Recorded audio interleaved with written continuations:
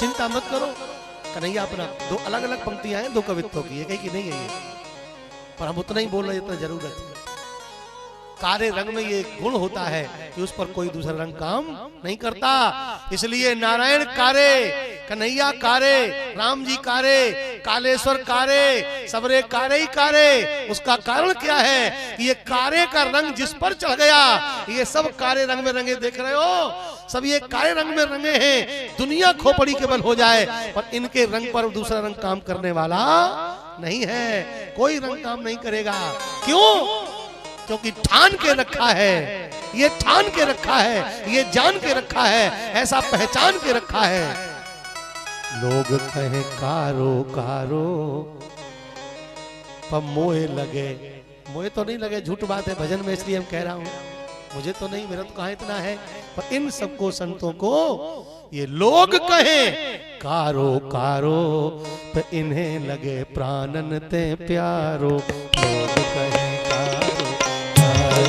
मोहे लगे प्राणन से प्यारो, प्राणन से प्यारो, प्राणन से प्यारो, प्राणन से प्यारो, प्यारन से प्यारो, प्राणन से प्यारो, जसुदा दुलारो, प्राणन से प्यारो, जसुदा दुलारो। लोग कहे, सब लोग कहे कारो कारो मोहे लगे प्राणन से प्यारो।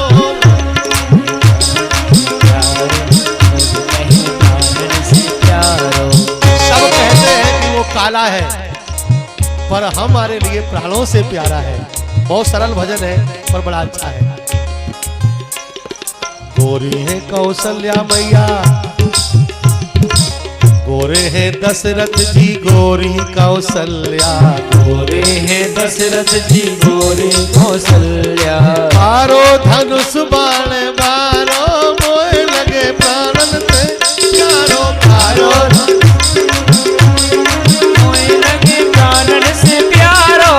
गोरे है नंद बाबा गोरी यशोदा, गोरे है नंद बाबा गोरी यशोदा, गोरे है नंद बाबा गोरी यशोदा, गोरे है नंद बाबा गोरी यशोदा। कारो कारो मुरलिया बारो मोहे लगे प्राणन से प्यारो, कारो मुरलिया बारो मोहे लगे प्राणन से प्यारो। श्री ठाकुर जी शालिग्राम जी भी हमारे कार्य हैं, इसलिए कारो रंग चढ़ जाए तो काम बन जाए। प्रहलाद जी पर चढ़ गया, कोई फर्क नहीं पड़ा। 2 महीने बाद हिरण्यकशिपु ने पुंत्रमक को अंकमारोप्य अपने गोद में बिठाया और पप्रच्छ कथ्यताम वत्स मन्यते साधुयत भवान, पूछा बेटा तुम्हें अच्छा क्या लगता है? प्रहलाद जी बोले हितवात्म पातम ग्रहम अन्नकूपम वनम गतो यद हरिम आश्रयेत। ये लिखा है आत्मपातम ग्रहम हित्वा और वनम गतो हरिम आश्रयेत। आत्मपात करने वाले घर का त्याग करके वन में जाए और भगवान का भजन करे, ये हमें सबसे अच्छा लगता। ये सुन करके प्रहलाद जी पर उसको गुस्सा आया, उठाकर गोद से फेंक दिया प्रहलाद को। लेकिन भैया कंटक प्रखर सुत को समझ फेंक गोदी से दिया, पर गोलोक से आकर हरि ने लाल गोदी में लिया। इस बाप ने त्यागा, मगर वो बाप कैसे त्याग दे जो सर्व संरक्षक जगत का, वो भला क्यों त्याग दे? प्रभु ने प्रहलाद को गोद में लिया, उसने आदेश कर दिया सर्वै उपाय हंतव्या संबोध साइनास नहीं, जिसके पास जो उपाय हो मार दो प्रहलाद को। अब प्रहलाद को मारने की प्रक्रिया प्रारंभ हो गई। दिग्गजय दंड शोकैश्च अभिचारावताप नहीं, माया भी सन्निरोधैश्च गर्दानैर भोजनैः। अरे बाबूजी कल ही ऐसा रहेगा क्या? कल भगवान का जन्म है, इसमें गावे की रो में तुम बताओ वही करें। मुस्कुरा देता है तो सब ठीक हो जाता है। सिस्टम चाहे जैसा हो पर बबुआ बहुत अच्छा है, मुस्कुराता बड़ा प्यारा है। 2 दांत दिखाई पड़ते लगता है कि वाह क्या बात। चलो तेरा मुस्कुराने से काम चल जाएगा। हम लोगों को मुस्कान बड़ी पसंद है, तो ठाकुर जी मुस्कुराते रहते, हम लोग रीझ ही रहते उस पर। तू मुस्कुराएगा सब काम हो जाएगा। मेरे भाई सारे उपाय किए, दिग्गजय दंड सो कैसे विचारा बता, बड़ी बहुत राजनीतिक आदमी है। जब हम देखते हैं थोड़ा सा बढ़ा देता है, और इधर किए थोड़ा घटा दिया, ऐसे ही बढ़ाने घटा थोड़ा मीठा आदमी। आज कहते दिग्गजय दंड सो कैसे विचारा बता, बड़े ही बड़े बड़े मोटे हाथियों के पैरों से दबाने की योजना। पर मामा जी हमारे कहा करते थे, जैसे ही मोटे मोटे हाथी श्री प्रहलाद जी के सामने झुंड के झुंड हाथी आ रहे हैं, और प्रहलाद जी देखने वाले रो रहे हैं, राक्षस हंस रहे हैं और सज्जन रो रहे हैं। प्रहलाद जी ना रो रहे ना हंस रहे हैं, क्या कर रहे हैं? बोले आंख बंद किए, हा हा हा, गजाननम भूत गणादि सेवितम कपित जम्बू फल चारु भक्षणम उमा सुतम शोक विनाश कारकम। आज याद आ गई हमें एक बात, आज मेरा सौभाग्य है इस बात को प्रमाणित करने के लिए। अब ये नहीं मानेंगे, चलो जाने दो, कोई बात नहीं। अपने श्री सदगुरुदेव भगवान द्वारकाधीश स्थान के सदगुरुदेव भगवान, इतने हम कह पाएंगे, ज्यादा अच्छे शब्द हमारे पास, हम तो शब्दों कंगाल आदमी हैं। उनकी घटना हमने सुनी थी, कानपुर जिला में कथा कर रहे थे, तो उसी के यहाँ कथा कर रहे, जिसके साथ घटना घटी वो दरोगा था, रिटायर होकर कथा सुना। तो उन्होंने ये घटना बताई थी हमें कि महाराज जी इलाहाबाद कुंभ में हमारी ड्यूटी थी, और स्वामी देवराहा बाबा वहां पर उस समय उपस्थित थे। एक हाथी पागल हो गया, पहले हम इस कथा बहुत सुनाते थे कथाओं में, आज बहुत दिन बाद याद आई। एक हाथी पागल हो गया, तो जो पुलिस का बड़ा अफसर था उसने उसी दरोगा को, शुक्ला जी है वो, अब है कि नहीं मालूम नहीं, होंगे शायद, उन्हीं शुक्ला जी से कहा कि आपको ये हाथी मारना है, पुलिस को लेकर गोली मारकर मरवाना है। अब शुक्ला जी बेचारे डर गए, एक तो ब्राह्मण कानपुर जिला के, और फिर हाथी को मारना, गणेश मानते हैं। सारी रात उन्हें नींद नहीं आई, रोते रहे बेचारे। सवेरा हुआ, मरते का न करते बाबा के दरबार में पहुंच गए। पीछे खड़े थे बोले हम, और बाबा ने इशारे से बुला लिया, आगे आए। क्या बात है, क्यों दुखी हो? हमने सारी बात रो कर कह दी, दरोगा जी बता रहे थे। उन्होंने एक फल निकाल के हमें दिया, बोले खा लो, हमने खा लिया। दूसरा दिया, बोले जाओ हाथी खवा दो जाके। बोले महाराज हम ही मर जाएं जाके। अरे बोले जैसे तुम्हारा बच्चा तुम्हारे हाथ से लड्डू लेता है खाने के लिए, ऐसे ही हाथी फल लेगा, जाओ। संत पर विश्वास नहीं पर आए क्यों? शुक्ला जी ने कहा वैसे ही मरना था, चलो इसी से मर जाए। लेकर के फल पहुंच गए महाराज। जैसे ही सामने खड़े हुए हाथी ने हाथ से फल उठाया, सूंड से वो हाथ से फल उठा के खा लिया, और बिगड़ा हुआ हाथी ठीक हो गया। ये चमत्कार, बहुत बड़ा चमत्कार स्वामी देवराहा बाबा जी का। हम इसलिए पहले कथा सुनाया करते थे इसको, कि अगर कलयुग में ऐसे साधक सिद्ध संत हैं जिनके द्वारा फल दिया हुआ खाकर बिगड़ा हाथी सुधर जाए, और प्रहलाद जी तो प्रहलाद जी थे, अगर उन्हें छू करके हाथी का मद खत्म हो गया तो इसमें कोई आश्चर्य की बात, ये प्रमाणित करने के लिए बात, ये सच्ची घटना है स्वामी देवराहा बाबा की। प्रहलाद जी को भी हाथी छूते हैं तो आनंद से झूम जाते हैं। कितने प्रयास किए गए, प्रहलाद का बाल बाका नहीं हुआ। समुद्र में डुबाए गए, पर्वत से गिराए गए, जहर पिलाया गया, सर्पों से डसाए गए, और यहाँ तक कि हिरण्यकश्यप की बहन ढूंढा प्रहलाद को लेकर सूखी लकड़ियों पर बैठी, दुष्टों ने आग लगाई, अग्नि की ज्वाला आकाश चुभ रही थी। प्रहलाद ने भगवान को याद किया। श्री नरसिंह पुराण में व्यास जी लिखते हैं, जलेपि विष्णु स्थलेपि विष्णु, विष्णु पर्वत मस्तके, ज्वाला माला खुले विष्णु, सर्वं विष्णुमयं जगत। जैसे ही ठाकुर जी का ध्यान किया, हवा का तेज झोंका आया और चद्दर उड़ करके प्रहलाद जी को लिपट गई और होलिका जलने लगी। लकड़ी जल कोयला भई, कोयला जल भयो राख, जा पापिन ऐसी जरी, कोयला भई नर। बहुत अच्छा एक छंद हमने पढ़ा था, कुछ भी कहने का मन नहीं है, समय हो गया, बड़े उतावले से हो रहे, परमात्मा कृपा किए हैं, सुनाएंगे जरूर। सांच में आंच, सांच में आंच नहीं कबहूं, यह बात हठी हिरणाकुश भूलो। क्या किया? होरी में झींक के झोंक दियो सुत, न पसी जो हियो मन में अनुकूलो। लेकिन ज्वालन में प्रहलाद हंसे, जैसे पावक पुंज में पंकज फूलो। एक पंक्ति विस्मृत हो गई। पावक पुंज में पंकज फूलो, जैसे अग्नि की ज्वाला में कमल खिल गया हो, ऐसे प्रहलाद जी अग्नि में शोभा पा रहे हैं। जो अपराध भगत करे, राम रोष पावक सो, राम रोष पावक सो।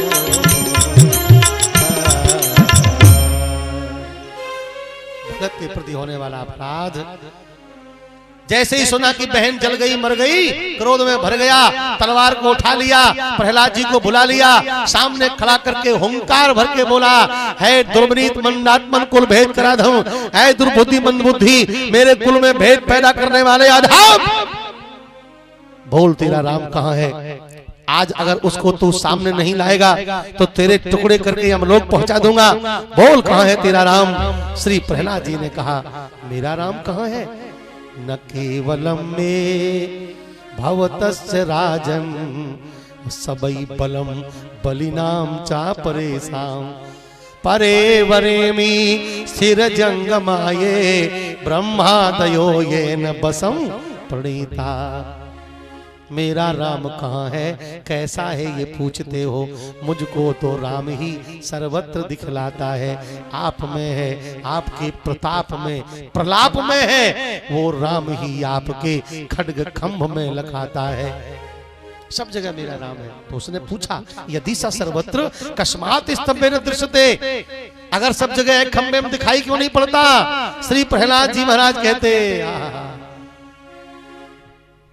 ना वो हमसे दूर है और ना हम उससे दूर हैं, नजरों में नहीं आता, ये नजरों का कसूर है। आपकी आंखें गड़बड़ है। एक बात अच्छी तरह जानता है कि प्रहलाद कभी झूठ नहीं बोलता। अगर खंबे में इसने बताया तो भगवान खंबे में होगा। उस दुष्ट ने दोनों हाथों का मुष्टिक बनाया, क्रोध में भर करके उस खंबे पर एक मुष्टि प्रहार किया, और जैसे ही मुष्टि प्रहार किया भगवान ने धड़ाम से खंबे को फाड़ दिया। गगल गलगलाने ओ खंभ फाटियो चरचराए, निकसियो नर नाहर को रूप अति भयानक है। कटक कटकटावे दाढ़े, टसल लपलपावे जीभ, अधर फरफरावे पुच्छ, व्योम व्याप्त मानो है। डराने लोग, भर भराने धाम, प्रलय को पयोज मानो, तड़क तड़ानो है। नायम मृगो नापि नरो विचित्रम, अहो किमे तन्न मृगेन्द्र रूपम। ना ये नर है ना ये हिंसक है, आखिर ये विचित्र रूप है किसका? आधे नर आधे सिंह बने भगवान नरसिंह के रूप में प्रकट हो गए। बोलिए नरसिंह भगवान की, नरसिंह भगवान की, नरसिंह भगवान की जय हो। कंपित होती पृथ्वी, कांपती दिशाएं, हिल गए दिक्पाल, गूंज से भर गया आकाश, कट करती दाढ़ें, अग्नि की ज्वाला प्रकट होती जिन आंखों से, लपलपाती जिह्वा, लंबे नखाग्र भगवान मानो आज मृत्यु को भी पराभूत करने का संकल्प लेकर प्रकट हो गए हो। प्रहलाद के ठाकुर श्री नरसिंह बनकर के प्रकट हो गए। देवता भी थर थर कांपते आकाश में खड़े प्रहलाद भगवान को प्रणाम करते। हिरण्यकशिपु तलवार उठाता, भगवान ने झपट्टा लगाया और पकड़ लिया हिरण्यकशिपु को।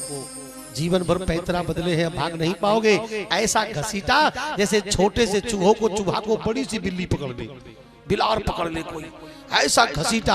अब वो घसीट रहा, चिल्ला रहा, मुझे मार नहीं सकते, वरदान मिले हैं। घसीट कर ठाकुर जी ले गए और दहली पर बैठकर जंघाओं पर पटक लिया उसको। बोल कौन कौन से वरदान मिले हैं? तुरंत बड़बड़ाना शुरू कर दिया, अंदर न मरूं बाहर न मरूं। बोल अंदर है कि बाहर? बोले दहली की खबर ही नहीं रही, इसको मांग लेते ठीक रहता। दहली मर्यादा का प्रतीक है और राक्षस को मर्यादा का ज्ञान कभी नहीं होता। ऊपर न मरूं नीचे न मरूं, बोल कहाँ है? ऊपर की नीचे। बोले जंघाओं पर पड़ा हूं, दिन में न मरूं रात में न मरूं। क्या समय है? संध्या का समय था। जो भजनानंदी होते उन्हें संध्या याद होती है, इसी का संध्या याद होगी। मैंने कहा था 12 महीने में न मरूं, अधिक मास चल रहा था। मैंने कहा था आदमी से न मरूं, जानवर से न मरूं। भगवान ने कहा अच्छी तरह देख, मैं आदमी हूं कि जानवर। उसने देखा आधे नर आधे सिंह। बहुत पछताया, बोला हम ये नहीं जानते थे कि तुम मिक्सचर भी बना लेते हो। अगर हम ये जानते कि तुम दोनों मिला करके बन जाते हो तो इसको भी मांग लिया होता। आगे तो बड़ा गड़बड़ हो गया। भगवान ने कहा और क्या मांगा था? बोले हमने मांगा था अस्त्र से न मरे और शस्त्र से न मरे। हमने मांगा था ब्रह्मा की सृष्टि से न मरे। ठाकुर जी ने कहा पगले, तूने आज के पहले कभी खंबे से निकलता इंसान देखा है तूने? ब्रह्मा की सृष्टि ऐसे होती है अप्राकृत रूप से, अनियमित रूप से। आप प्रकट भये विधि ना बनाए। अस्त्र शस्त्र से नहीं मरूंगा, नाखून दिखाए। भगवान को कितना सोचना पड़ा होगा प्रहलाद की रक्षा के लिए, कभी विचार कर। फिर भी तुम चिंता करते हो। चिंता तो वो कर रहा है बैठा बैठा, तुम तो चिंतन करो बस। नाखून दिखाए। उसने कहा अभी एक वरदान बाकी है। क्या बाकी है? बोले मैंने कहा था जिंदा से मरूं ना मैं, मुर्दा से। तो भगवान ने कहा तुम बताओ ये जिंदा है कि मुर्दा? कौन? नाखून। एक बात और ध्यान सुनना, ठाकुर जी का प्रत्येक अंग श्री अंग है। ये न कहना कि नाखून के अलग है ठाकुर जी से। हाँ, यही तो बात है।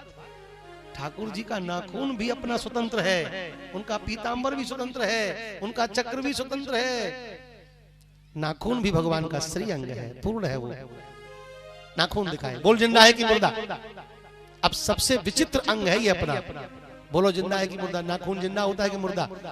कथा सुनती नहीं हो, चह चह करती रहती हो, समझ में आएगा? बोलो नाखून जिंदा है कि मुर्दा? मुर्दा है। अब मुर्दा है तो काटा क्यों जाता है? मुर्दा कटता है कहीं? मुर्दा है तो बढ़ता क्यों है? अगर मुर्दा होता तो 8 दिन बाद फिर जरूर पड़ती लाओ जरा काट ले। मुर्दा बढ़ता नहीं है और ये बढ़ता है, तो मुर्दा कहां हुआ? जिंदा है और जिंदा है तो काटते क्यों इसको? काट दो। इसका मतलब जिंदा और मुर्दा दोनों। हाँ, वैसे हमें तो अच्छा लगता है, आपकी हम जानते हैं नाखून कटाना है बहुत अच्छा लगता है। नाखून कटाना और बाल खुजलाना और घमौरी फोड़ना, कोई जरा से शुरू कर दे हम तुरंत सो जाएंगे। अब करने वाले ही नहीं मिलते भगवान की कृपा से। ये नाखून कटाना बहुत अच्छा लगता है ना। पहले नाई काटा करते थे बड़े प्रेम से, और जरा सा भी ब्लेड, अरे क्या कर रहे हो? है बोले जिंदा कटा जा रहा है। जरा सा नाखून अंदर कट जाए तो इतना कष्ट देता है, इतना कष्ट देता है महाराज। कुछ भी उसमें भर जाए, कुछ भी उसमें उलझ जाए, बड़ा हैरान कर जब तक बढ़ ना जाए। जरा भी नाखून गहरा कट जाए तो बहुत खलता है। तो जिंदा मुर्दा दोनों है ना। मौन हो गया, सारे शब्द उसके विश्राम हो गए, वरदान कट गए। क्रोध ठाकुर जी ने किया, नखांग क्रोध पाचित सरोवर, हम अपने नखांकुर को छाती में फंसा दिया, चर से फाड़ दिया, आंतों की माला निकाल के गले में डाली है। बोलिए नरसिंह भगवान की, नरसिंह भगवान की, नरसिंह भगवान की जय हो। आगे बहुत अच्छा प्रसंग है प्रहलाद जी पर ठाकुर जी कृपा प्रार्थना, पर वो सब समय कहाँ है। ठाकुर जी ने गोद में लेकर प्रहलाद जी को प्यार किया है, जीव से चाटा है। मांगने के लिए कहा तो प्रहलाद जी रो पड़े हैं। और क्या मांगा है प्रहलाद जी ने, एक लाइन जरूर बताऊंगा। अपने पिताजी के लिए कहा, मंजुल हमारे पिता बैरी अपने को नाथ, और दीजिए निज धाम राम यही बर दीजिए। पिताजी के लिए अपना धाम मांगा है। भगवान प्रसन्न हुए। 21 पीढ़ियां मेरे लोग को जाएंगी, जाती ही हैं। तुम्हारे ऐसा भक्त जहां प्रकट होता है, आसन पर बिठाकर, सिंहासन पर बिठाकर भगवान ने आशीर्वाद दिया। बर देकर प्रहलाद को प्रभु भय अंतर्धान, मेरे भक्तों सब मिलकर कहो जय नरसिंह भगवान। आज की आरती प्रसाद यहीं पर होगा। बहुत जल्दी ये प्रसंग हो गया, नहीं तो ये कहाँ जल्दी हो पाते हैं। अब कल की कथा में बिल्कुल स्थल तक हम आ चुके हैं। चौथे दिन ठाकुर जी का जन्मोत्सव होगा। कल के जन्मोत्सव में पूरी तैयारी करके आइएगा। अपना अपना पंचामृत, दूध, दही, घी, शक्कर सहित गरी के गोला, दाक, मुनक्का, काजू, बादाम, किशमिश और बिस्कुट, कपड़े, खिलौने सब ले लेकर के आइए। लाइए, उड़ाइए और ले जाइए। यहाँ कोई जमा थोड़ी करेगा, अपना लाइए वहीं उछालिए ठाकुर जी के जन्मोत्सव में और उठा के घर ले जाइए। इसलिए पूरा आनंद करिए, पधारिए। कल पूरे नगरवासियों को, क्षेत्रवासियों को हम आग्रह करते हैं, कल की सभा में सब बाल बच्चे से आबाल वृद्ध पधारो, आनंद लो। कल ठाकुर जी की बधाई का आओ, भगवान नाम संकीर्तन के साथ आरती और प्रसाद होगा। आज थोड़ा अपराध बन गया, स्वामी जी ने कहा था कि 5 बजे आरती हो जाए, पर 5:19 हो गया है। 19 मिनट का अपराध बना, क्योंकि बहुत कथा का विषय था। आप सब तो बड़े विद्वान विराजमान है, संत महापुरुष। तो कल की चर्चा ठीक समय पर संपन्न हो जाएगी। पधारते रहिए आप कृपा करके। आओ भगवान की जय राम श्री राम जय राम जय जय राम श्री राम जय राम जय जय राम श्री राम जय राम जय जय राम श्री राम जय राम जय जय राम। राधे जय जय श्री राधे जय जय श्री राधे।